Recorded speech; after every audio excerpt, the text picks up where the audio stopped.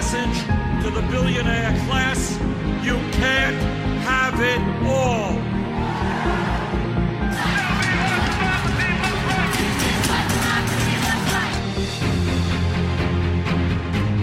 Ladies and gentlemen, welcome to the evolution of now. Thank you for joining us. My name is Christopher Robinson, and I am joined this week by my two good friends, Jordan Speed and Michael Beswick. How are you guys doing this week? Pretty good, sir. Yeah? Well, that's good. Coffee's kicking in. Well, maybe you'll actually stay awake this time. How about that? Yeah, I know. Yeah. Well, maybe I'll actually have the stamina for this. I don't know. But this week was Jordan's week, but we kind of like right before we came on air, we kind of didn't actually have this set up.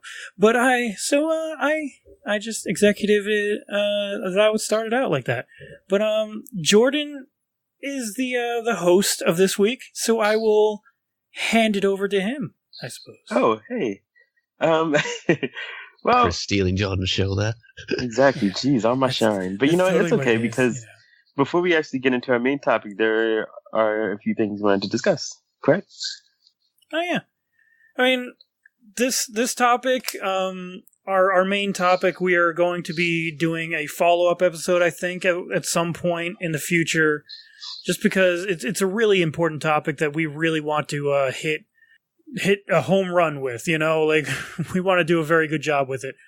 But yeah, I mean, we can look into some of the goings-ons of the week, huh? What caught your guys' eyes this week? Michael? Your guys', huh? Yeah. The big story would be the Florida mass shooting. Obviously, everyone's been talking about that. Yeah. The Trump team have actually not said publicly, but it's been noted that they're glad for the break, which was quite something. Oh, God. Yeah. Well, you know. Yeah, I mean, it was a very big topic. We even talked about it last week, obviously, and I guess it's still so important right now what's going on. Like, it's amazing that high school children are leading the fight on this, and the adults that have been around for decades haven't done a damn thing on it. You know, it's disgraceful, and it's depressing when the younger generations have a more coherent and reasonable view on what guns are in this country than the so-called adults that live in this country. It's something I've been saying about millennials for a while. The current generation of politicians has fucked everything up, and people just coming up into politics now looking and going, what the fuck, guys? This is an absolute mess. Yeah. But credit to those kids. They're amazing. Oh, absolutely. Like, I did want to clip some of the speech that the one girl made. I don't have her name right in front of me, though. She put this really amazing speech out in front of a crowd. She was like halfway crying at times, and just because she was so passionate about this. Her friends died in the incident that happened in Florida, and like it's no shock that these kids are going out and speaking out and are choking back, you know, tears and trying to like stop themselves from crying throughout this. Talking about it because it's so painful, and yet they have to do it because who else is doing it? The politicians obviously aren't. They are just so inundated with that NRA cash that they literally haven't done a damn thing for decades now, and it's so disgraceful. Yeah. This was a big this week in the media. It was like covered everywhere. Honestly, there was no outlet that could turn away from it, and the result of that was the CNN town hall, which essentially was a stadium full of parents of the slain students and the students who were affected by the shooting. And, and also just, if you just looked around, it was like just a lot of young people out there to get some answers. And one person in particular, actually two people in particular who were grilled to the very end was Marco Rubio and Dana Loesch, who is the spokesperson for the NRA. And these young people, they had a clear goal, and that was like, tell us, what are you going to do about this? Also, there was one young person who explicitly asked Marco Rubio to denounce campaign contributions from the NRA, like just flat out. Rubio refused. Rubio refused it, but like these kids were they were relentless, and that's exactly how you need to be when your life is on the line. When when your life is at stake, their existence, their whole existence is predicated on how these politicians, how they react to what recently just happened. Yeah. There was even a male student that the video of him talking at this town hall thing is all over the internet at this point. The kid was, like I said, he was choking back the tears. He was really trying not to cry, but you can hear it in his voice while he's talking about this issue. And the part of it, what he was saying was like, how is it possible that, right after the shooting, a kid can go into a gun store and literally pick up an AR-15 within 5 minutes with an expired license? Mm-hmm. It's way too easy to get these guns, and nothing has been happening. The government has literally done nothing, and so he was posing the question of, when is anything ever going to be done, pretty much, to right. Trump and the other asshole Republicans that were there at the place. Yeah. And this is really radicalizing people. Like during town hall, one of the fathers of one of the slain students said outright to Rubio, like, look, because Rubio was making the excuse that, just banning assault weapons is too broad. It's just too broad. There's thousands, apparently there's thousands of different configurations that can fall under the umbrella of assault weapons. And he was just saying, like, we don't want to take, who knows if, how this is going to affect people that has them. And, do we actually want to take all that away from people who currently possess it? And the father was just like, yeah, like, I don't care about the amount of configured assault weapons there are out there. He didn't care about the definition of what constitutes a assault weapon. It's just like, get weapons, just do something to make it difficult, and also freaking ban these things, like make it illegal to have them. I mean, what is an assault weapon in the first place? Just the terminology right there. Assault rifle. What? Those weapons are made to assault enemy positions. That's what they're supposed to be for. Gun advocates will quibble over, well, you need to define that. And I'm sure they can come up with a definition. That's not a big problem. Things like legislation by capabilities of weapons. Weapons that can fire a certain amount of bullets per time, or with a certain capacity magazine. But, like, regardless, though, it's still being termed an assault rifle or an assault weapon. And so assaulting means that you're attacking something, right? Isn't that what assault is in this world? In this English language? That is because these weapons were designed after assault weapons of the military. And these assault weapons are used to assault enemy positions. That is what they are literally supposed to be doing. That is why people term these weapons military weapons and military-style weapons, because they're still being termed assault rifles. And maybe they are like kittens compared to the the military versions, but they are still way too goddamn dangerous. Because we can still have a kid with one of these guns and kill, like, going back to Las Vegas that happened recently. That guy shot up an outdoor concert from a few hundred yards away up in a building, and yet he was still able to kill 50-something people within a few minutes. And wound a couple of hundred others, didn't it? Absolutely. Like, I think it was over 400 people at the end that were injured from this. And you don't need a weapon that can throw out, like, the fire rate of these weapons is much higher than you can possibly get out of them usually. But, like, with these weapons are capable of shooting out at least, like, 700 rounds a minute. In practicality, it's never usually that because you usually have to reload a few times in there, so that actually slows down the process.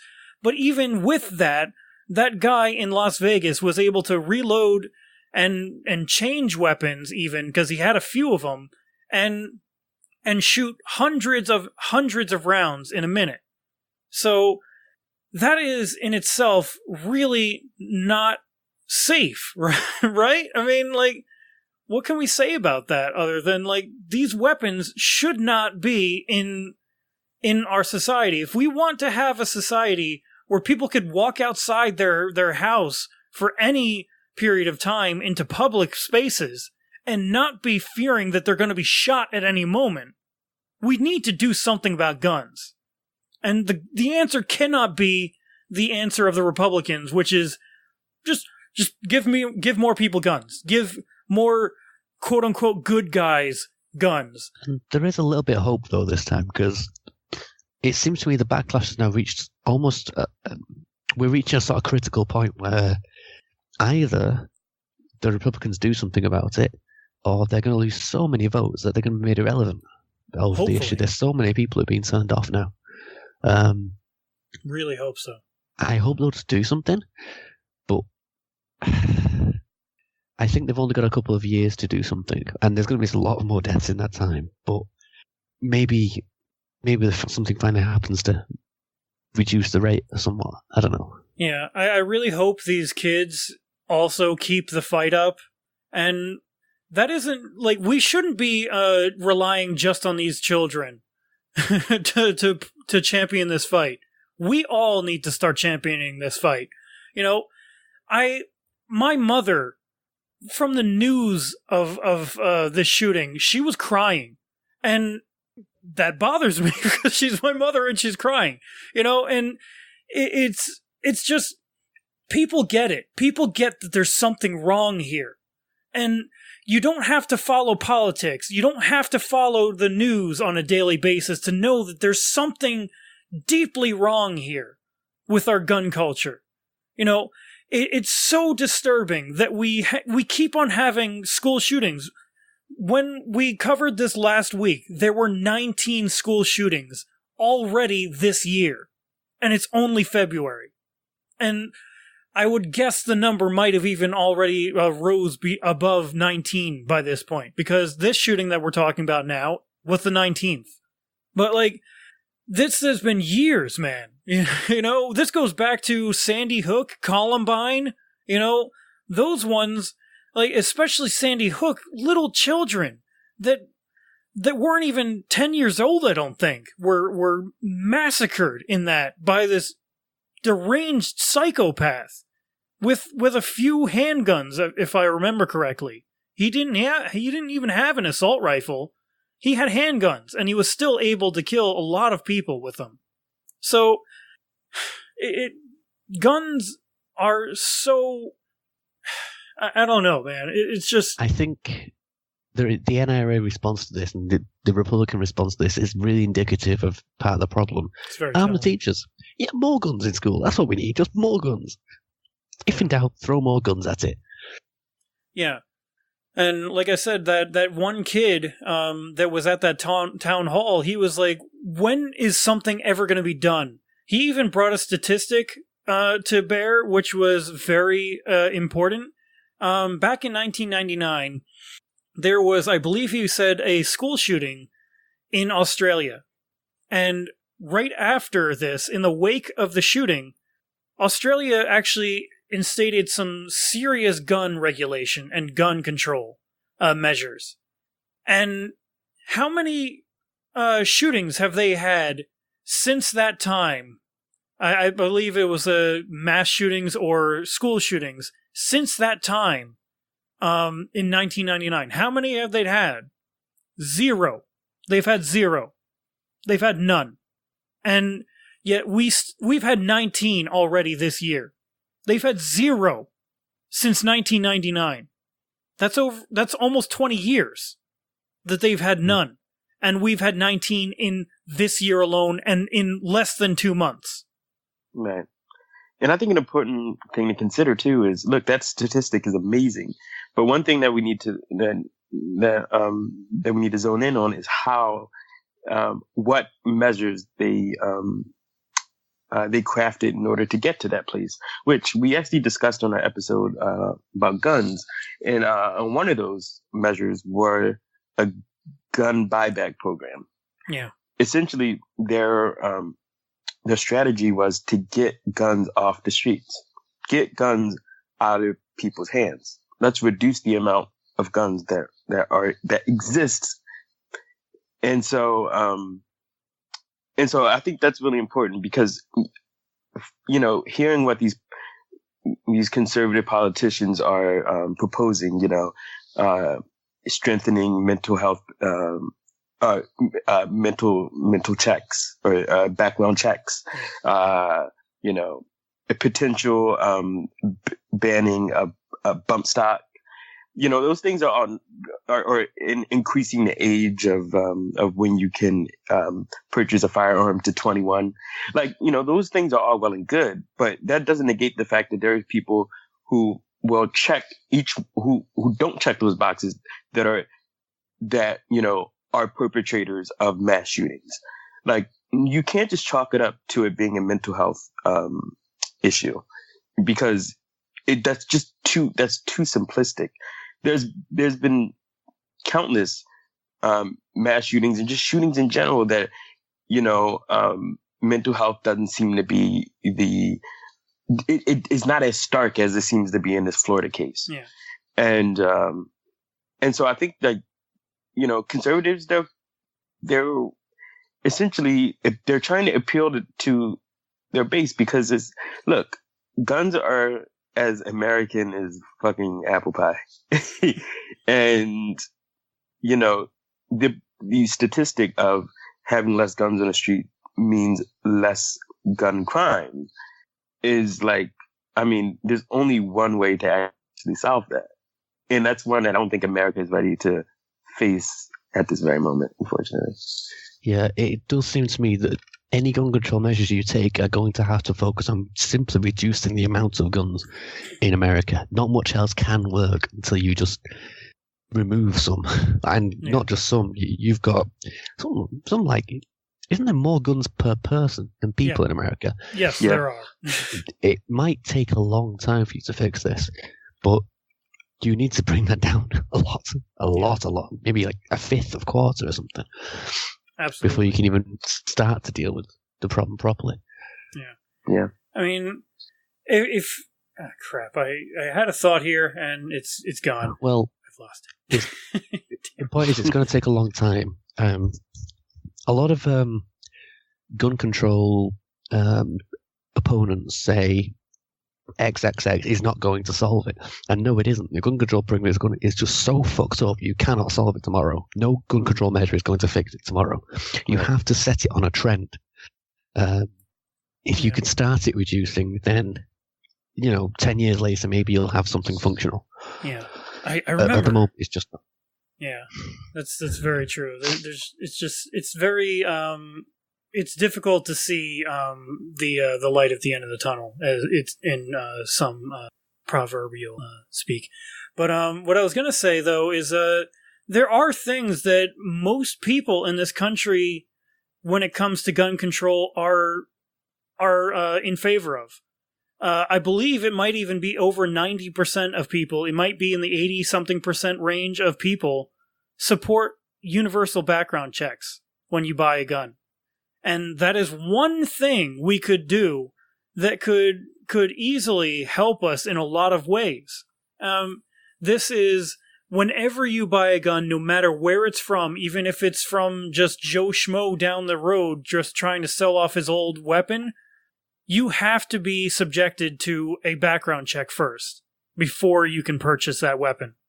Now, the thing with that then is like, well, what if Joe Schmo just sells him the gun anyway and doesn't report it to the police? Well, then there's a paper trail, right? The gun is still technically supposed to be owned by Joe Schmo then. And if he can't account for what happened to that gun after it's maybe used for a crime, then Joe Schmo gets caught up in it. And to alleviate that, you follow the goddamn law. And you make sure that the person is background checked it and he's okay, and then you are able to sell the gun to him. You know, that's how it should work. And that's not how it works. In most states, especially, there are so many different ways to buy weapons. Like, there's the gun show loophole? That, it's a big thing. Some states have these gun shows, kind of like exhibitions, and you know, if you are into art, there's art shows. If you're into cars, there's car shows. And if you're into guns, shows for everything. Yeah, exactly. And like, if you're into furries, you know, there's furry shows. You know, and there's gun shows though. And so in a lot of states, you can actually go to a gun show and buy a gun at the show and never have to deal with any background checks at all. Mm-hmm. You just go in and buy the gun. Yeah. Yeah, because there's exemptions on private sales of firearms. So that's basically how they get around it, is that they're like, well, it's my gun. Like, it's a gun from my personal collection. I'm just going to sell it to this person. And that does not require a background check. Yeah. And so that's it. That's how it works. And, you know, I don't know, man. I mean, in some countries, I think in the UK, you can't actually sell guns between two private people. If you own a gun, you can't sell it to another person. You have to sell it back to a dealer. That sounds un-American. Yeah, which I think is a good way to do it. Probably. If you want to get rid of your gun, you have to sell it to an actual gun dealer. You can't just sell it to another person. Yeah. There's also the law there, I believe, is you can't actually like store a gun at your own house, I think is what it is, and you have to have a reason for having the gun, which you can say it's for target shooting, or you can't say it's for self-defense because that implies you want to use it. Yeah. But you can say for target shooting or for hunting or for vermin control or whatever. Yeah. But you can't have the ammunition with the weapon, though, right, at that point. It has to be at a club or something, I think I remember. From what I understand, you have to have a safe place to put it. Otherwise, you have to keep it in the gun club. Yeah. And I believe you can't store the ammunition with the gun. You have to keep the ammunition somewhere separate. Yeah. And I think ammunition's controlled as well. Our gun laws are quite tight. We do actually have a right to bear arms in our equivalent to the Bill of Rights. It's a lot older than yours. Not spoke of much, but we do have a right to guns. Yeah. Well, the actual original Bill of Rights is that all Protestants have the right to guns. That's how old our Bill of Rights is. But that later got extended to all citizens. This is also the same government that has... Doesn't your national anthem, like we talked about it last week, have like, and also kill all the Scots or something like that? There's a line in our national anthem that says, rebellious Scots to crush. Yeah, it's in the last verse. It's something about some field marshal who probably got some relation. Yeah. It says, rebellious Scots to crush, God save the Queen. That was God. So, yeah. And naturally the Scots don't like that. But yeah. You wonder where America got its heritage from, you know? But yeah. And there's also a very old law that's obviously not enforced anymore. That's not just legal, it's required that any Englishman, if any Englishman sees a Welshman in the city limits of any town in England, they're supposed to shoot him with a crossbow. I think it was a crossbow, not a bow and arrow. Oh my god. Yeah, obviously that one's not enforced anymore. I'd hope not. Yeah, I mean, you would think there'd be a process to yeah, let's get rid of this law because this doesn't make any sense anymore. When you've got a country that's we've been about for 2,000 years now, there's some old laws on the books. There's in the Magna Carta, there was a guy who betrayed the country to the French. I don't know all the details, but in the Magna Carta there is a specific line that says this guy, his kids, or his kids' kids can never hold any public office ever because they hate him that much. Steve's kids cannot do this anymore. Yeah. They put their hatred of this one guy in the Constitution. Screw you, Steve. Yeah, but that's a tangent. Yeah. I mean, it does go on, unfortunately, into, there being all these laws on the books that are so old that they need to be either, taken out or changed in some way. And that's talking about what does it mean? A well-regulated militia being necessary for the security of a free state, the rights of the people to keep and bear arms shall not be infringed. All right, what does that mean? And people argue, well, it means this and this and this, try and support their views based on this thing. And thinking, why are we trying to base our laws on scrying the meaning of some guy who died 200 years ago? I mean, yeah. Can we not base our laws on the reality today? You would hope that we could do that. And I mean, there's a lot of different opinions on the Constitution itself. Some people look at it as a living document, where that means that it's always up to interpretation, which is, I guess, the better way to look at it. Whereas, there has to be some rigidity because it's your basic rights, and those need to be sort of static. Especially on the other hand, some of them over others, like the right to bear arms. That needs to be On the other hand, some laws that are made 200 years ago won't be applicable. Like I just said, the one that says you have to shoot Welsh people with a bow in city limits and it's perfectly legal is obviously outdated. Or the one that says Protestants have the right to bear arms but Catholics don't. Obviously that's outdated for us. It's just because we're an older country, it's more obvious that our old laws are outdated. Right there. Back in the day, Queen Elizabeth, was that her? Because she was not a fan of the Could have been. Yeah, the Catholics. But obviously, so these laws are outdated. We're an older country. I think you guys are getting to that age now where some of your original laws are just completely outdated now, and you need to learn to rewrite them. Yeah. Maybe it's growing pains. That could be what it is right now. But yeah, that's still a big issue, and I'm sure we're going to be talking about it a lot coming on in the future because it's so important, and we can't drop the ball either. These children are staking their futures on this, and one thing that the kids are doing is they were planning a protest and a walking out of school. I believe in March. I think it might have been March 10th that they were planning on doing it.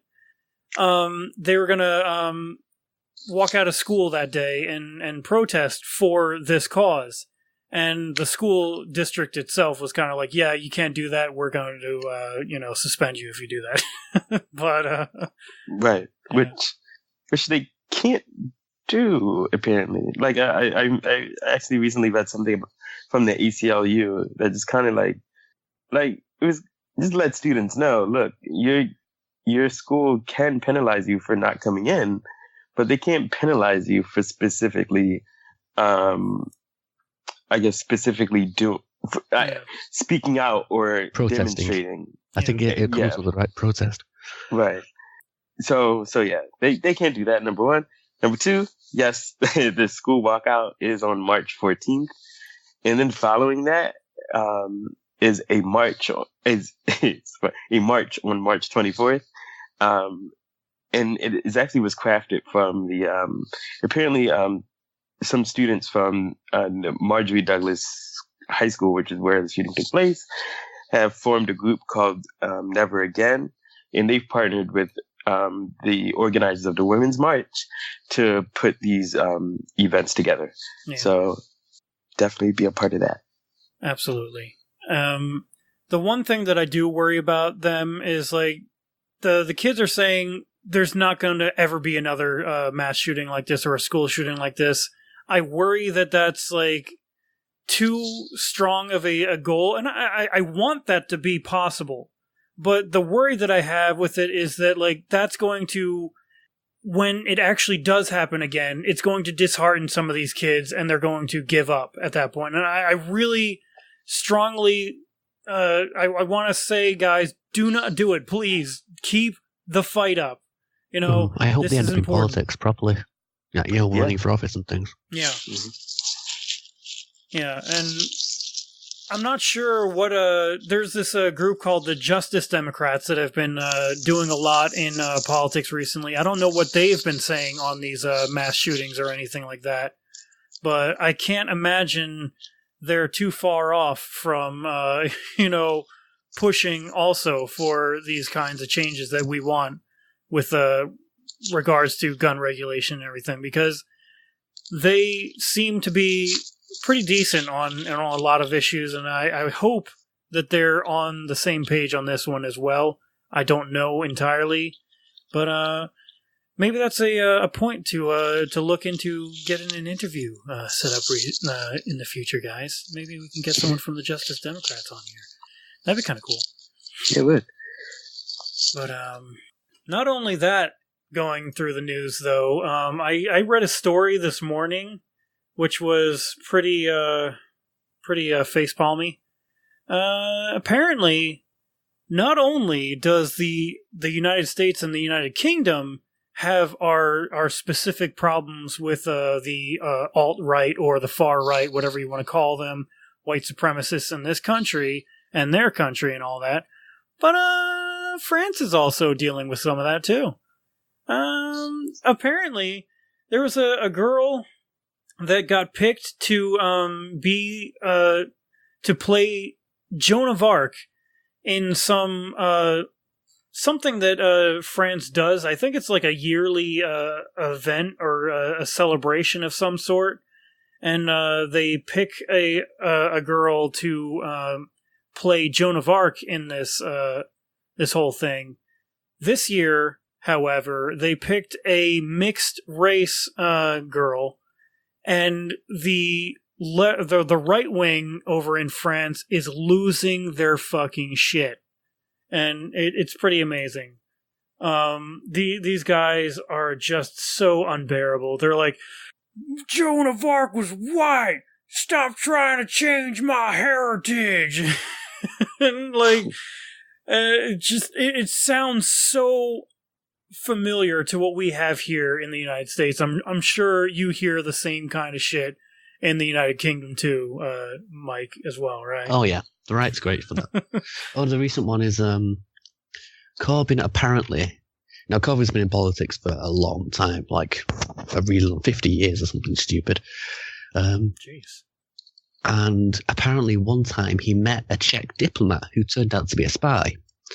And the right in this country now thinks that Corbyn is a Soviet spy. Yep, that's totally it.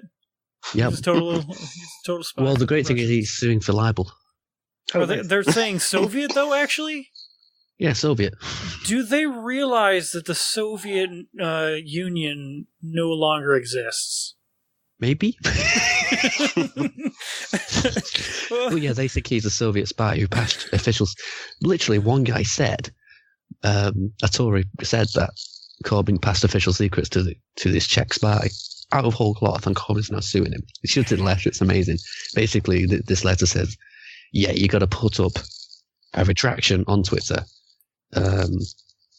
several other things. You got to do all this, or we're going to sue you for libel, because that's libel. Yeah. Which I think is great, because we don't want to go the way of America, where people are just like Hillary's emails where they think she's in satanic rituals and killed people and stuff, and we don't want that. Yeah. But yeah, he's suing for libel. And then, of course, the Tories are like, oh, but free speech. Like, fuck off. That's what libel is. Yeah. Posting just untrue information is libel. Yeah. Yeah, anyway. The right wing in the world is pretty interesting. But apparently a new ripple on the Russia investigation, where Robert Mueller is still investigating. Apparently, a man named Rick Gates has pled guilty to different crimes. And I don't know exactly what those crimes are. I don't think they've actually released that yet. But yeah, he was a guy that was closely tied with Paul Manafort, which obviously who was also tied heavily to the Trump campaign. This guy Gates actually stayed in the Trump team for a little bit longer than Manafort did, because Manafort eventually got fired when he started getting really looked at by Mueller. And this guy, Gates, was working closely with Manafort, and then Manafort got kicked out. He was still in there and eventually either got kicked out or left himself, and now he's pleading guilty to charges, which is interesting. So this is why I'm, I get people on both sides of this. I did listen to that debate that you told me about, Jordan, from The Intercept with Glenn Greenwald and I believe his name was Reiser or Reiser. And I get where Greenwald is coming from in some respects, but I was on the camp of Reiser on it and more when I was listening to that. But like, there's different opinions on like this Russia investigation. Some people think that there's nothing really here, or like that it's silly to really talk about it now and all that. And I get that perspective, but I mean, there's a lot of the people. Russians definitely did. They absolutely definitely used social media to peddle false conspiracy theories. Yeah. That's a certainty. The question is, collusion. How well did they coordinate with the Trump campaign? The Trump campaign probably knew it was happening. The question is, did they coordinate, or was it just, this is happening, let's just keep it low because it's actually helping us? Right. But a lot of fake news did come out of directly from Russian bots on social media. I had them in a fairly large political group online, and just from personal experience, during the 2016 election, it was crazy. There was thousands of them. Our block list is up to 30,000, and most of them are Russian. Jeez. To give you some idea. Yeah, wow. It's incredible. It's insane. Wow. And if you look at Trump groups, there are big 90,000 member Trump groups admined by Macedonian accounts who just peddle, churn out fake stuff constantly. Yeah. And when Trump won by, a few tens of thousands of votes, you have to wonder if that, even if only had a small effect, that effect could have been what swung it. You know? Potentially. And that was only like 10,000 votes in specific states. He lost overall like by millions of votes. 4 million, I think. That's what I mean. If it was a few tens of thousands of votes in the right places, it would have swung it. So you've got to wonder how much these bots actually made a difference. Yeah, one could only wonder. Right. And like, just for a little bit more context, Paul Manafort, he's a lobbyist. And why people are so fishy on his involvement with the Trump campaign is that previous to that, he was a lobbyist for the Ukraine, for Ukrainian politicians. And right from that career, he shifted to working as a consultant to the Trump campaign. And he decided that he didn't need to get paid for his work with the Trump campaign. He took not a pay cut. He completely just relinquished just his pay, period. So he's essentially working for the Trump campaign for free. And so like that, and of course there's other components to this as well.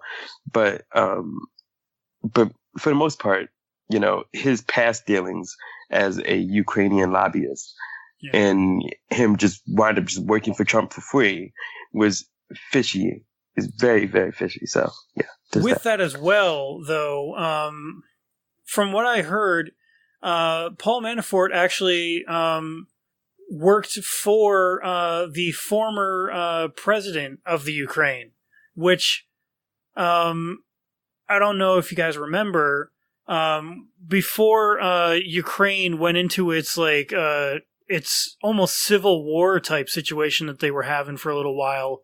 This guy was in charge, and he was actually much more aligned with the Kremlin, which is Russia, than he was with joining the European Union, which that was sort of the divide. Most of the country wanted to join the European Union, and other people, like the former president, wanted to have a closer relationship with Russia. And so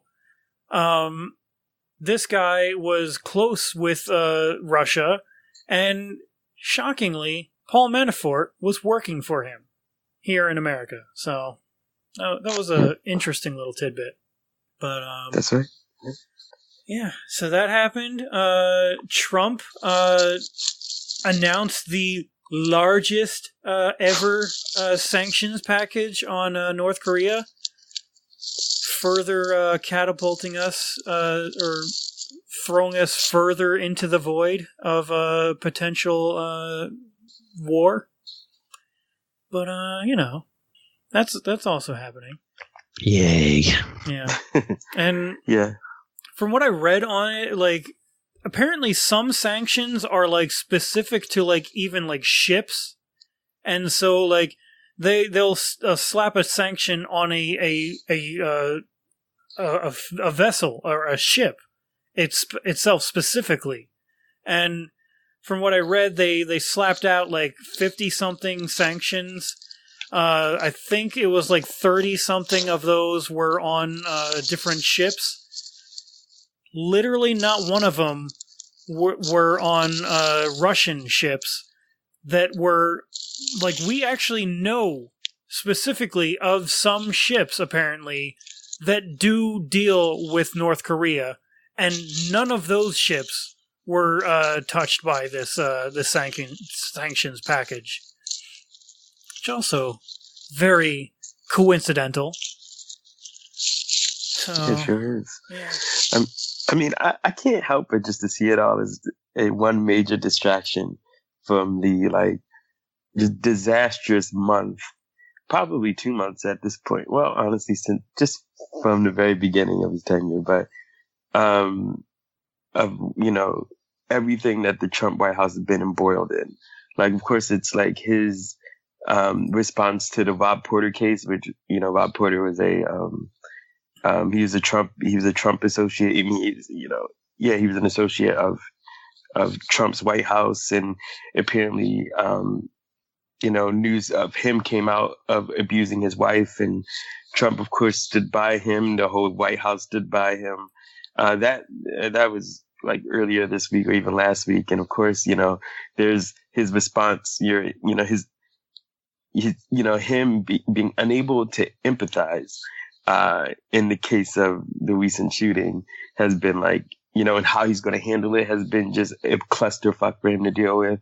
And just out of the blue, this news came out, and it's I know what you're doing here. The amount of scandals he generates is absolutely crazy. If Obama had had a tenth this many scandals, the Republicans would go nuts. I mean, he'd been impeached. Yeah. Trump gets away with so much, it's amazing. They tried to create scandals under Obama because he had who was it? I think it was the Daily Show who had an example of what they were talking about last year with Obama, and he ordered a burger with Dijon mustard, and they were Mr. Fancy Burger. I remember that. That was Fox News, yeah. Yeah, that was their scandal. And now we're talking about, did the President of the United States, collude with Russia? And they're nah, it's just nothing. No, just pass it off. And they were talking about fancy burgers last time. I mean, come on. Can you believe Barack Obama is putting honey Dijon mustard on his burgers. Is he not even American? Like that was basically like what they were basically pretty much saying over on Fox News. But yeah, with we didn't actually get into what Trump's response necessarily was to the students either on the gun thing, which was also yeah. He said, "We hear you. Also, we need more guns in the classrooms." And it came out that he had to take notes into this, listening session with him. Yeah. And on these notes, it had to remind him to say, "We hear you," which is A, funny as hell, because you don't need to write that down. You should remember that. And B, it's condescending as fuck, isn't it? Yeah. We hear you. Not going to do anything, but I hear you. It's okay. I hear you. I'm listening. It's okay. Just a nice Get it off your chest. Go on. Just a little pat on the head too. I'm looking at the note now, and it's numbered from 1 to 5, and it starts with he's such an idiot. But it says, "What would you most want me to know about your experience?" That's number 1. Number 2 is, "What can we do to help you feel safe?" And number 3 is, this part he's kind of covering it with his fingers, is, "Do you feel like someone? Do you feel?" It's stupid. Who cares? And then the next one is number 4, which is resources, ideas, both with question marks at the end of it. And of course, number 5 is I hear you. Oh, that was my fucking favorite. The Republicans are asking a bunch of 18-year-old students, "Well, do you have any ideas? You're not fucking politicians. You fucking figure it out. What the fuck do we pay you for? Run the country. Right. How do you not have ideas?" Well, these 18-year-old students have been criticized because they don't know how to solve a massive, complex social problem. We're at the point where, if 18-year-old students can't solve it, what the fuck are we going to do? What the fuck? This is fucking stupid. If you cannot solve this problem, get the fuck out of office because you are useless. This is what we pay you for. There are problems in the country. You are supposed to solve them. You don't ask people, "Well, what should we do?" No, you are the ones. I just want results. I just want less gun violence. So can you go away and do it? Well, that's what I pay you for, okay? Yeah, and the problem, if you pay an employee to, I don't know, make you T-shirts, and he says, "Well, I don't know how to make T-shirts," and you hire him and you pay him, and says, "I don't know how to make T-shirts." Well, fuck off then. I have no use for you. Go away. These politicians, if you don't know how to solve the problem, they say, "Well, there's nothing I can do about it." Go and solve it. Right. Figure something out. Get out the way. Yeah. Like No, I get it. The thing though with Trump though was his response to it, the amazing genius plan that he has of solving the problems in our schools is arm the teachers. That is the plan. And it's interesting, like, how there's never any money in the budget for any damn thing. Oh, yeah. Like, in the tax cuts, Trump, there used to be a way for teachers to claim back tax money if they bought supplies for the school. They repealed that. So if you buy pens or something for the school, you cannot claim the money back. No. And they want to pay people to have guns in school now. What the priorities? Great. Exactly, yeah. Like, that was a thing with Trump. He was saying, like, I will find funding to get 1 million teachers trained and armed in our schools. And so it's always interesting. There's enough money to be to go around to sell guns with, but there's not enough money to help these teachers that are struggling and these school districts that are struggling. No money for that. But if you want to put guns in those classrooms, we got your back. That's the message that we're getting from Washington. Mm-hmm. He even suggested that teachers that do carry guns will receive a bonus. So stupid, man. So it's like, yeah, I mean, yes, teachers are grossly underpaid.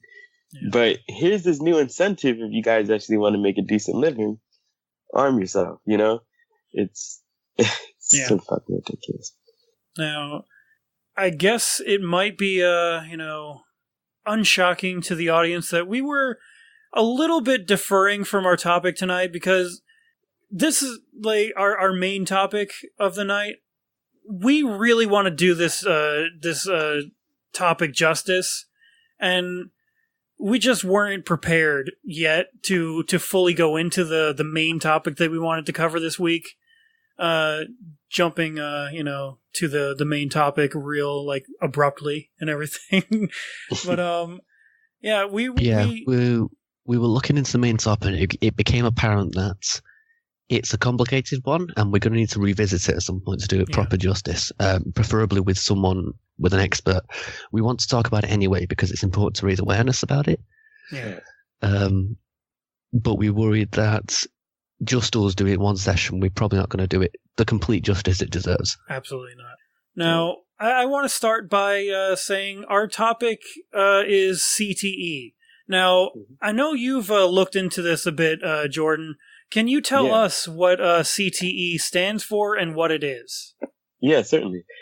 But before I do, I do want to preface this by saying that, this topic is very important to me as someone who played a lot of football growing up. And so having this as my topic, the closer we started getting to Friday, I started to realize, oh shit, like this is so much information and all of it is important. Yeah. And when I was a kid too, I wanted to play football as a kid.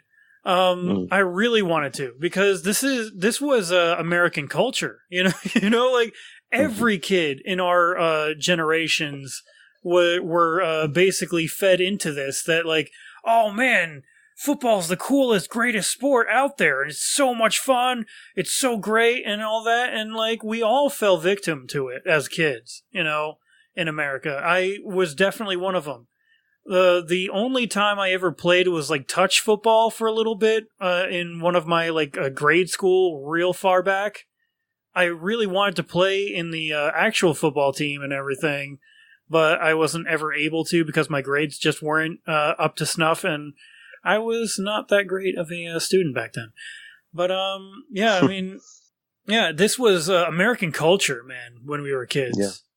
Yep. Yeah, certainly. And even in growing up, this wasn't something. So, all right, let me just at least explain what CTE is. So, it is a degenerative brain disease, and it stands for chronic traumatic encephalopathy. And so I actually have some things that I wrote down that I think would bring a little more clarity to what I'm trying to say. So, just let me get into that for right now. So, do it, Jordan. Do it. You got it. All right, I believe in you. So CTE is a progressive degenerative disease of the brain, which causes, and this is the most important thing because because this will everything that you hear about football players off field antics, or there's a stigma behind a football player's behavior, and I think this disease actually does a lot to kind of unravel why that's possibly the case. So essentially what CTE, it causes impaired judgment, aggression, impulse control problems, forgetfulness, progressive dementia, and depression, which may lead to suicide. And of course, this disease comes from a repetitive brain trauma, such as concussion, and it's just the regularity of it all. You can have a concussion once in your life or twice, and that may not lead to CTE. But the fact that that football is essentially these people's jobs, but for some it's a hobby and one that they do day to day. And so like the accumulation of all of that, all of the concussion, even just like the action of falling on your back, leaping and landing in some form that could potentially rattle the brain in some kind of way, can lead to getting this disease. And so since the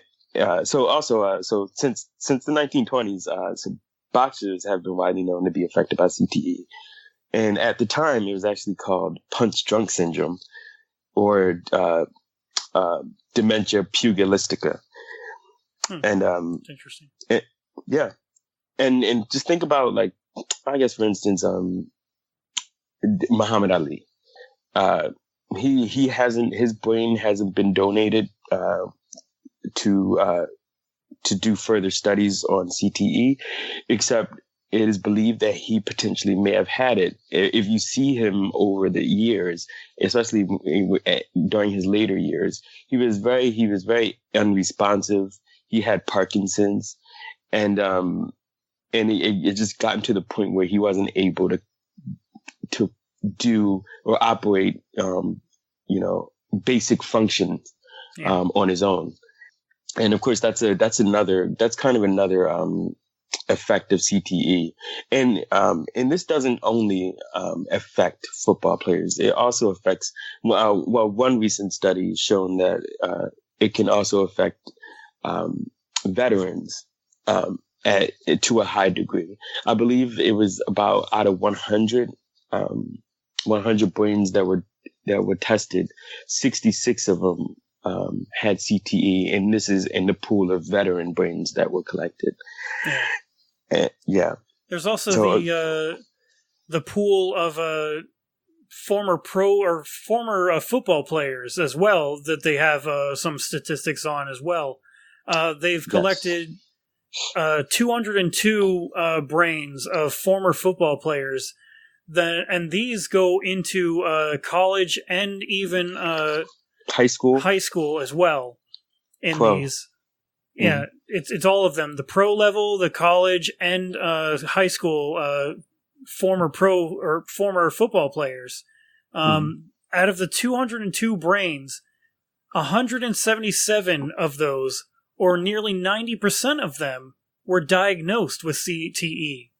And the NFL players, the pros, 99% of the pros had CTE. Yep. So 110 out of 111 NFL players' brains had traces of CTE or diagnosed with CTE. Kind of wonder what that one guy was doing. Was he even playing football? Well, who knows? Maybe he was the kicker. Yeah, that's what I'm thinking. Maybe. I can't remember which one it was, but one of them said that some of these injuries, some of these impacts, like to level like being in a car crash, and they're doing it over and over again. So you can understand why they end up with serious damage. Yeah. Mm-hmm. It's also like hitting a brick wall too is another thing that I've been like running headlong into a wall. Yeah. But, I mean, it's worth noting the physical damage as well. People end up with all sorts of joint damage and spinal injuries and things. But the brain damage is probably the biggest one.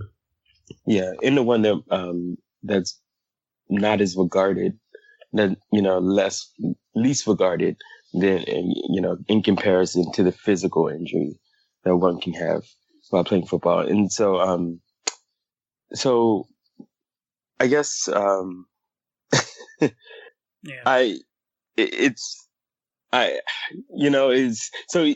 see the how big this topic is. The National Football League is the biggest. It grosses more money than any other sports league in this country. Yeah. And so the fandom that that's formed around it is just massive. And so it's very important for people to know that these things do exist and make a decision after learning, about CTE.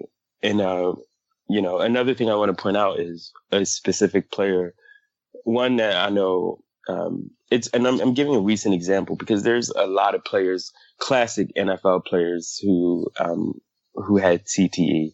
But one very recent player was a Patriots, I believe, wide receiver named Aaron Hernandez.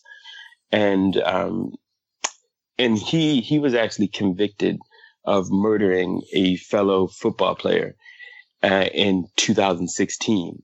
And very shortly after that, in 2017, he committed suicide in prison.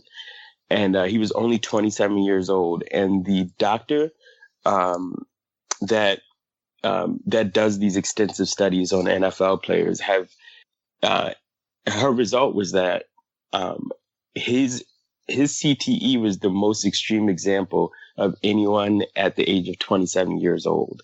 And so he was known to be a very personable and regarded as a good person by many people, except that he did have problems with anger and impulse control. And, and just to finally hear after, after being convicted of murder and also having a history of just, being impulsive, that he had a very severe case of CTE is like, well, damn, he was only 27 years old and he was playing just as much and just as hard as every other player that's currently in the league. Like how pervasive is this really? Yeah. And there's this Vox piece that's going to be included with this. There are studies that are showing that the earlier you start playing football, like if you start playing like when you're really young, like 12 or something like that, or younger, you are much more likely to have cognitive problems later on in life. And so it might be the case that this guy started real early in the brain damage of playing football, and it just, he just loved the sport, I guess. And it's such a weird, like, this goes back to, like, ancient Roman times, like, back then, the NFL was the gladiator rings, and for some reason, us humans have always been fascinated with violence and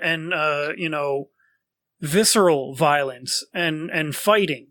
And the NFL is a much safer version than the gladiator rings were, where people largely don't typically die on the field or anything like that anymore. But like there is a comparison here where, like, one of the reasons why we love football as much as we do as a society, I can't imagine it not being part and parcel of being the level of violence that there is in the sport compared to others. We like boxing, don't we? And things like this. Well, that's generally safer. I mean, there's rules in place and safety equipment and things. And we like the action scenes in films and movies where, guys get beaten, Batman comes in, beats the shit out of some guys, doesn't kill them, but just cripples them for life. Yeah.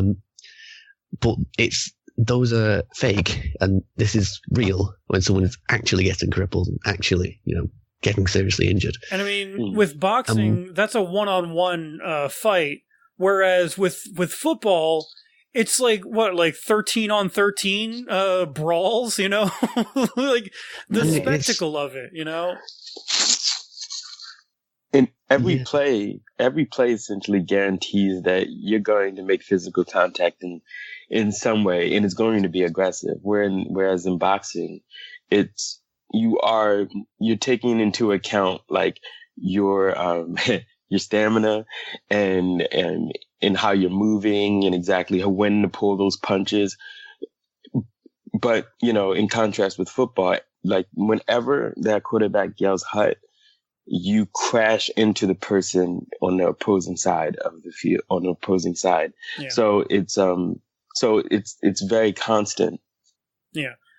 And like I was saying, for some reason, us humans are attracted to violence in some way. It's hard for us to look away from a car crash or a train crash. These things, for some reason, fascinate the brain of humans, and it's kind of the same thing with these sports and everything. There's this Intercept piece, though, that I wanted to get to, because there's a quote in here that I really wanted to touch on. With this Intercept piece, there's a short film tied to it as well. The piece here is called "The Film the NFL Doesn't Want You to See," and I really, really want you guys to look at, or watch this video. It's a few minutes long, and it's so important to watch this. I don't really want to spoil what it is or anything, because it's mind blowing to me in a lot of ways. I can only leave it there. But in the article here, he says about this violence, too many of us are okay with this violence on a conscious or subconscious level because we don't know these men. Talking about the players on the field, and this is going into a point that is so important to talk about, where like we enjoy the spectacle of this fighting, like we enjoy the spectacle of boxing, we enjoy the spectacle of the Ultimate Fighter, contests and everything. But we only enjoy these things because we don't know the people that are doing it. And so, in removing ourselves from actually knowing these people, we are in a way, like, somehow more okay with watching this person degrade their own mental capacities by being slammed over and over and over again in the span of a football game. He goes on here. It's a little bit of a longer part that I wanted to talk about. He goes into his history. The guy that's writing this article. Who is this?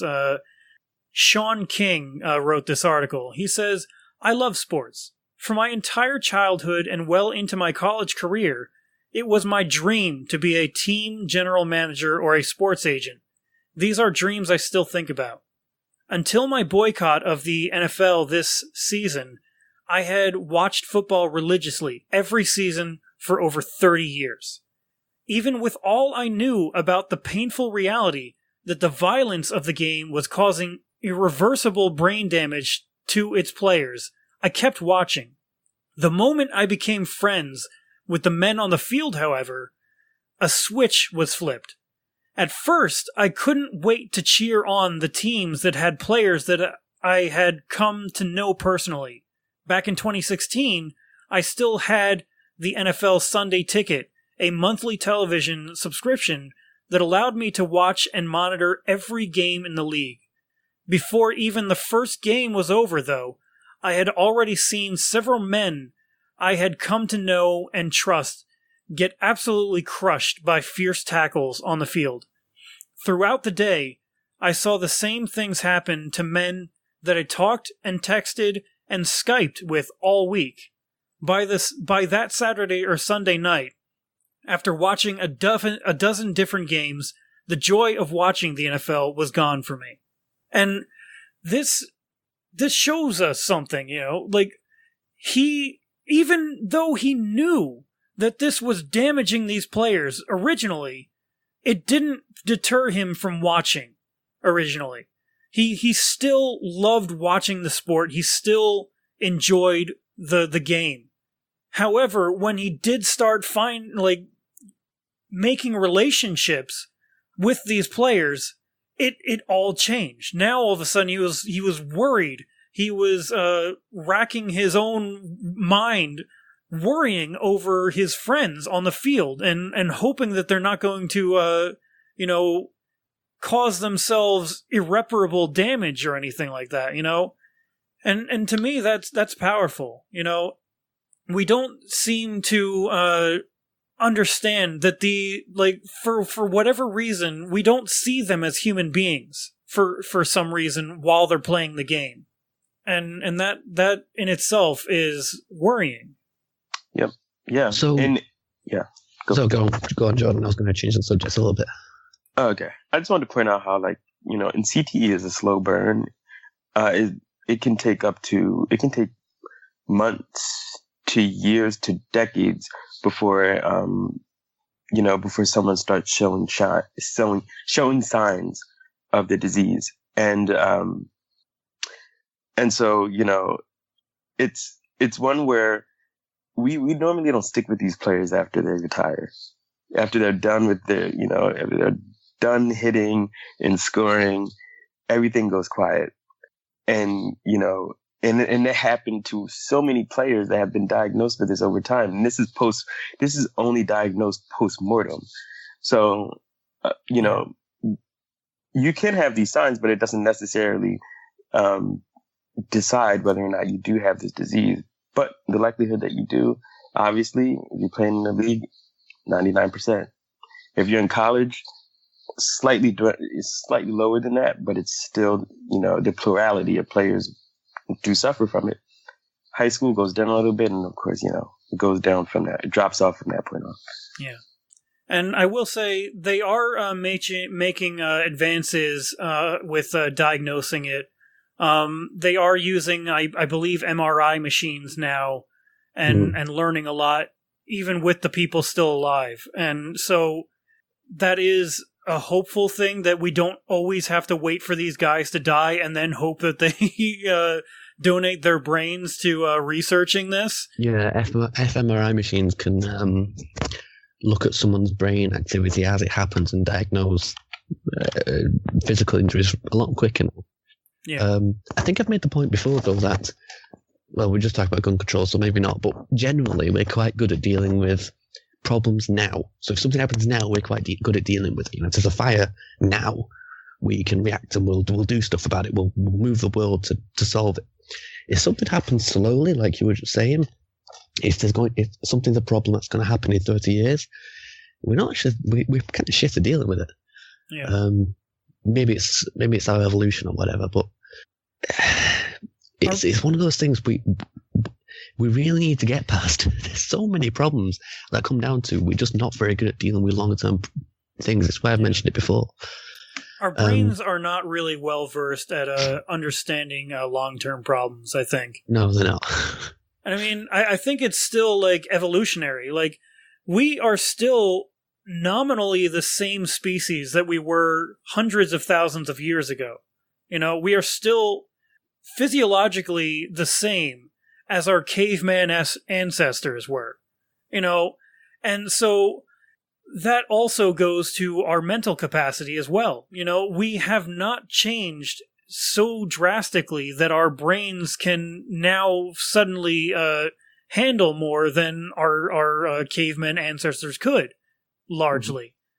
So because of this, our brains evolutionarily back then were based on getting food now and finding protection and I guess maybe finding useful tools, and that's all in the here and now and immediate. You're not really thinking abstractly about like long-term plans yet, and that is still part of the human consciousness now with a lot of these things. We still really aren't great at conceptualizing long-term things, or even just really, really large, vastly massive volumes of anything still. We are still very much limited by our evolutionary pathway.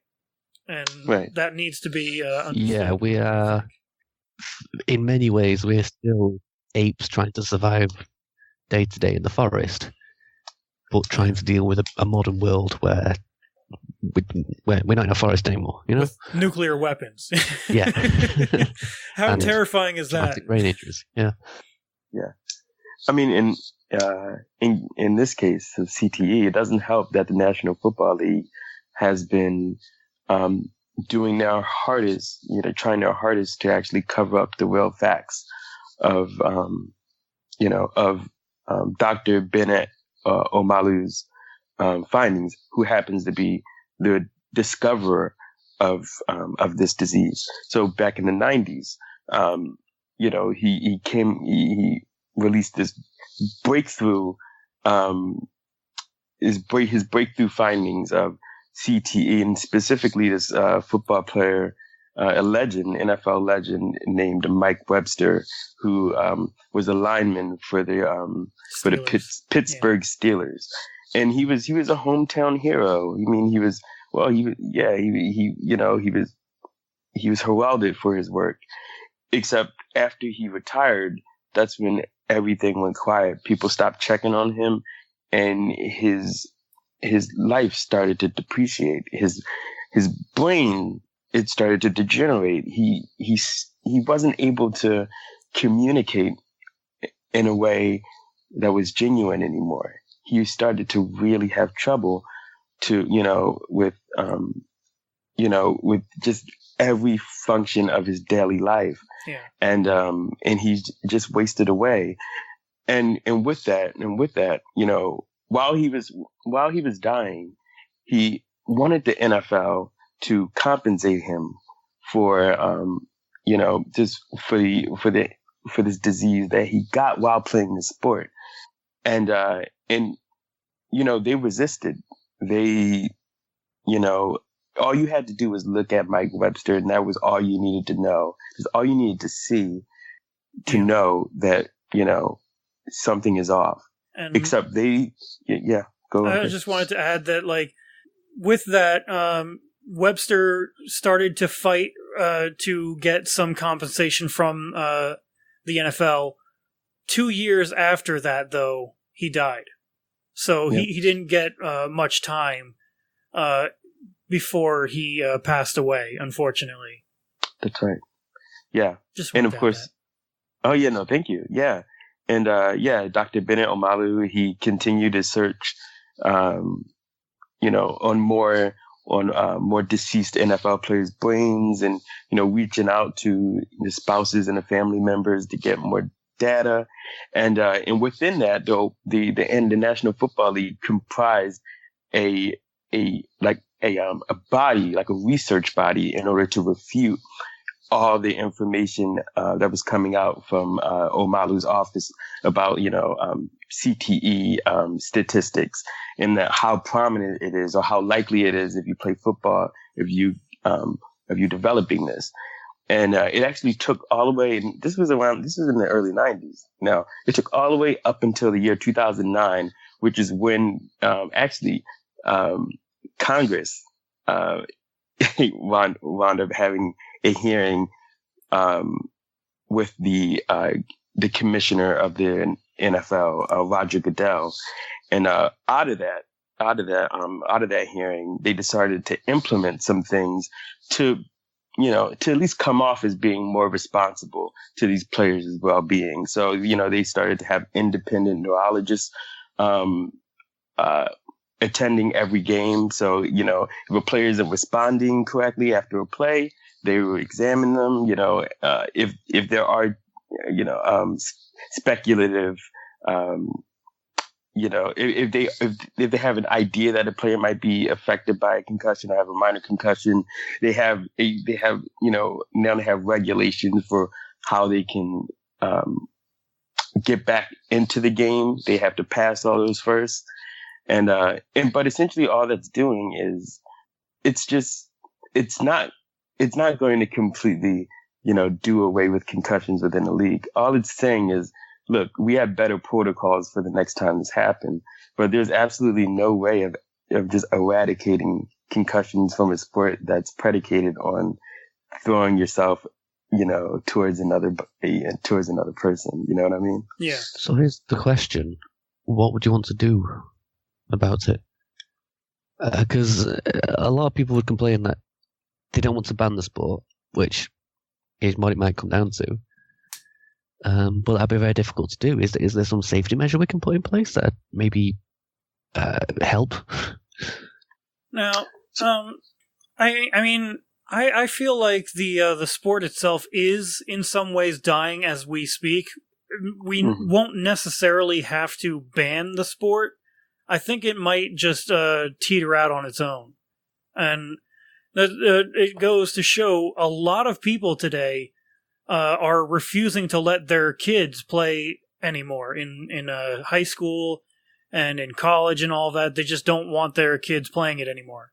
And well, yeah, I'm not going to have my kids smash their face into a wall over and over again. Yeah. No, yeah. But like that's even coming from some football players themselves too. You know, some football players are like, yeah, no, my kid will never play football. So they even can realize that there's something wrong here that needs to stop. Yeah. So I think the sport's just going to die on its own. Go for it. I agree. And actually, like, I guess school children's participation in sports is actually on the rise, except their participation specifically in football is dwindling. And I actually read something recently that said that football could go the way of where boxing kind of went over time, which it was the spectacle. It was the number one viewed sport in the nation. And over time, as more data came out about players post retirement, people started to, shift their opinions of what they thought of the game, and boxing started to become more fringe, and it still remains that to this day. So it's possible if football, could have a similar fate, but we just don't know. Yeah, maybe. Now, there's this section from that Vox piece that I talked about, the last section here, that I kind of wanted to read because this is going into what the league has been doing to make it a little bit safer. The part here, number 6, the NFL has made the game somewhat safer, but it's still dangerous. I wanted to read this part here just because, like I said, there are some things that they have implemented, and there's other things that they're still looking into. So here it goes. The NFL didn't acknowledge the concussion problem until 2009, like Jordan already said. For years, the NFL had downplayed and denied the links between concussions and cognitive decline. Frontline, in parentheses, Frontline has a fantastic documentary about how the league turned a blind eye to the problem for years, end quote, or end parentheses. And these days, the league is donating millions to concussion-related research. But there has been significant friction with the scientific community over the issue. In July, the NFL and the National Institute of Health ended a $30 million partnership with half the money left unspent. According to ESPN, the NFL backed out of a major study that had been awarded to a researcher who had been critical of the league, which precipitated the ending of the partnership. The league has also made some steps to make the game a bit safer. Read SB Nation for a full explainer on the NFL's conclusion or concussion protocols. That was in parentheses, that part. Players are immediately removed from the field when there is a potential concussion. So they're removing the players from the field immediately, which is a step in the right direction. If diagnosed, they can only return to play after completing a 5-step protocol, which includes an unspecified period of rest, followed up by supervised exercise, and then examinations not just with the team doctor, but also with an independent neurological consultant. Critics, however, have charged that these protocols have been enforced unevenly across teams and players. Furthermore, the NFL has banned helmet-to-helmet hits, made kickoff plays slightly safer, and limited the amount of contact allowed in practices. It's also looking into artificial playing surfaces to soften the blow of impacts. But as long as football is a sport where human-to-human collisions are fundamental to play, it's going to be a dangerous game. And that's the end of their article there. So there are changes that have happened, and they are still looking into other changes, but it's still not enough, unfortunately. The sport is still very, very much dangerous. And I found that really important to talk about, though. Yeah, definitely. Yeah, that was a good. That was good. It was really good of you to go over because, it's just at this point there's no hiding for the NFL. they had a public hearing, and so now it's become, it's become more people are aware of the effects of this game. Except I do have to say that, the countless times that I would approach someone about CTE, just in my everyday life, they didn't seem to actually know what it was or that it even existed. So there's a huge swath of people who are fans of the NFL who are still unaware of what this thing actually is. So I can't necessarily fault them for continuing to support the league when they're still unaware of, of this disease. So, I think over time, people become more aware, and with that, they don't want their kids to be exposed to this. They don't want to pose this risk on their future. The NFL players, they usually retire between the ages of 30 and 40 years old. So they have their whole lives to look forward to after their game is over. Except if they're unable to live it, then what's the point? Sure, they have all this money and they have all these accolades, but at the end of the day, if you're unable to enjoy it, then hey, what's the use? Yeah. And I mean, I will say one thing when it comes to how is it that people still don't realize the danger and the damage that is done by this sport? I need only look towards a certain individual, we'll say, in public discourse, that I have a small clip here of while he was talking about a certain a tackle that was just, in his words, beautiful. Let's play this real quick. Wouldn't you love to see one of these NFL owners, when somebody disrespects our flag, to say, get that son of a bitch off the field right now, out, he's fired.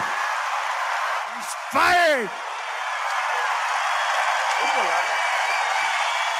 Actually, I should have cut this part out, but that's okay. Important part's coming up.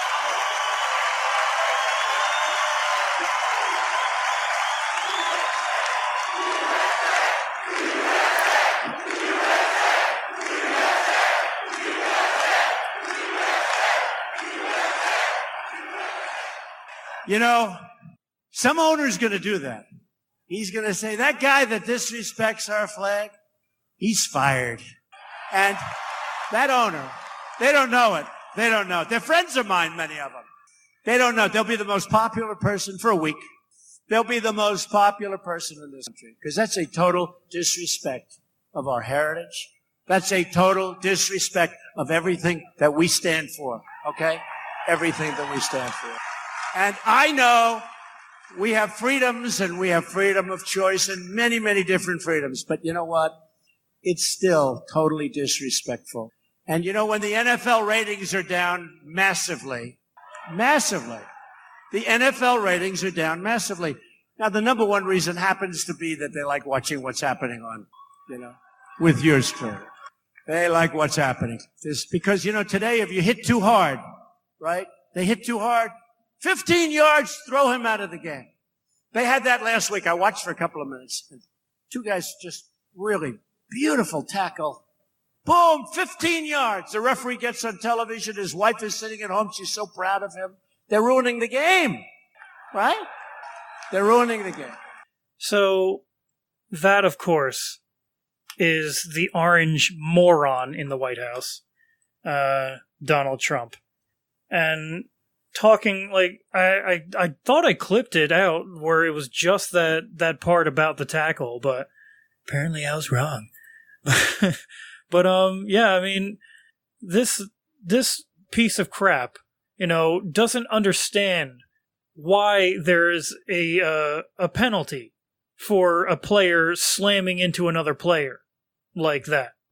Like, whatever it is. I kind of wish I knew what game he was talking about and specifically what instance he was talking about so I could actually watch what the hell he's saying is the most beautiful tackle ever and how it's unfair that he got this 15-yard penalty.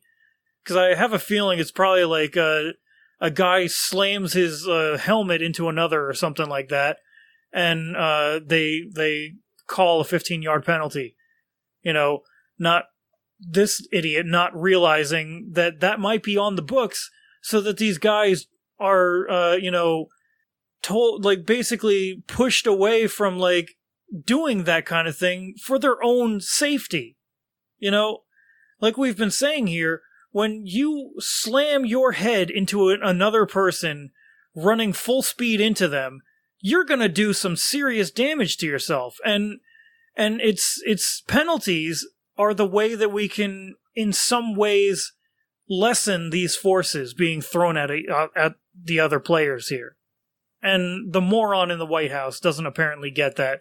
He thinks, oh, they're ruining the game because it's not that they can't just, like, slam into each other full speed, helmet to helmet, just slamming. That's beautiful when that happens. He's such a piece of shit. And it just, God damn it, man. This is the President of the United States. And I kind of feel there's probably some racism in this.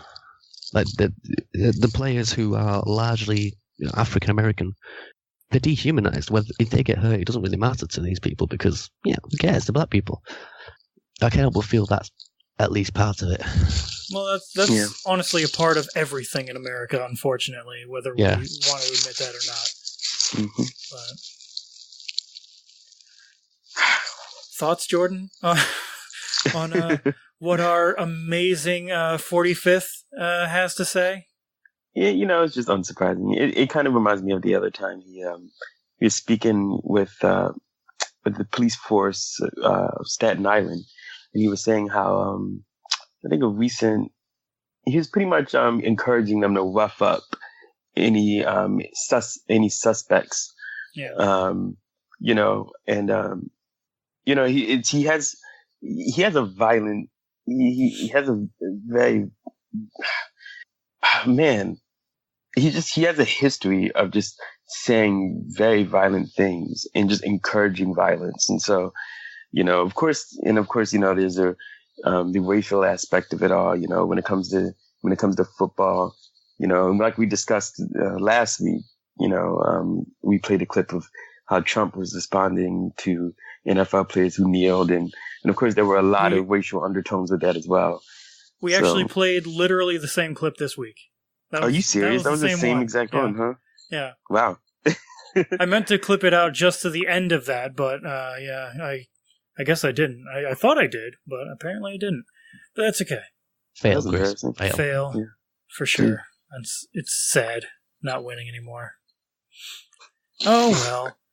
But, yeah. But also I just wanted to say that that's like just an overview of CTE and how the league responded to it and how the public seems to be responding to it. But there's a lot more than that. I feel like this topic or this issue is a lot more compelling than I was able to bring justice to it at this moment. Yeah. And so I just, it's so important. It's so important to me, and I'm sure it's so important to many other,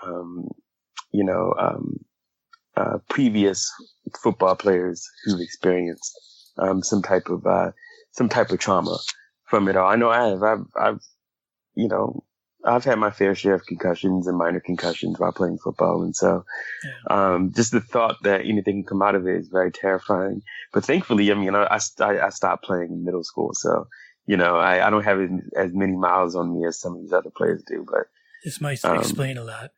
But well, honestly, it's funny you say that. Right? I'm a very tired person, so a lot of people may say, "Oh, what's wrong with this guy?" Look, I'm very tired. but yeah. So yeah. Unfortunately, I thought 2 weeks would be enough, but in actuality, I would like a little bit more time to incubate this one. Yeah. We'll definitely need to look into getting an actual interview on this topic. I think that's really going to be eye-opening. We'll start looking into that this weekend, I think. But I think we're way over time, as per usual. We always go way over time for some reason. Even though we're like, we probably don't have that much to say. We'll probably be a short show this week. And then we go an hour and a half. But guys, thank you so much for joining us again this week. Next week we are going to be talking about vaccinations, and that should be a very interesting topic in itself. And thank you again, and you guys, we'll see you next week. Jordan, Michael, you guys have any last words before we end this baby off? As per usual. After you. To look at the important things again, I always like to end with a bit of a call to action. Make sure you do lobby your representatives to deal with this and the gun control issue especially, and make sure you follow it because that's going to be interesting coming soon. Yeah. But yeah, that's about all I've got. Sad. Jordan? I just want to say, audience, you're gorgeous, you're beautiful, you look like Linda Evangelista. All right, we're done. It points to anyone who got that reference. But yeah, I just encourage you. We'll have some links in the show notes, and just look into it because it's super important, especially if you live in America. Football, like the Super Bowl. We lived in New Jersey, so the Philadelphia Eagles was in the Super Bowl, and it was handled almost as if it was a holiday. We actually got the day after off. Well, not the day after. We actually got a day off from work in light of the what do you call it? The Super Bowl? The parade. Because the Eagles won, they threw a parade in Philly. Even though we live in Jersey, our job let us off that day so that anyone could celebrate at the parade. And so football is a huge thing in this country, and it's so important for you to arm yourself with this information so that just for yourself and for the next person the next person you talk to, just spread the knowledge around. Spread it around. And I will again say, definitely look at that video in the Intercept article. Super, super surreal. It's really, really interesting. It's only a couple minutes. There's also going to be a PBS documentary that was almost 2 hours long that I'm going to also link. If you're interested, please check it out. It was very eye-opening. And because of it, I am basically swearing off the NFL entirely. I'm done with NFL. I'm not watching any of those games ever again. And but anyway, with that, guys, thank you so much for being with us again. Guys, have a great week. We will see you next week.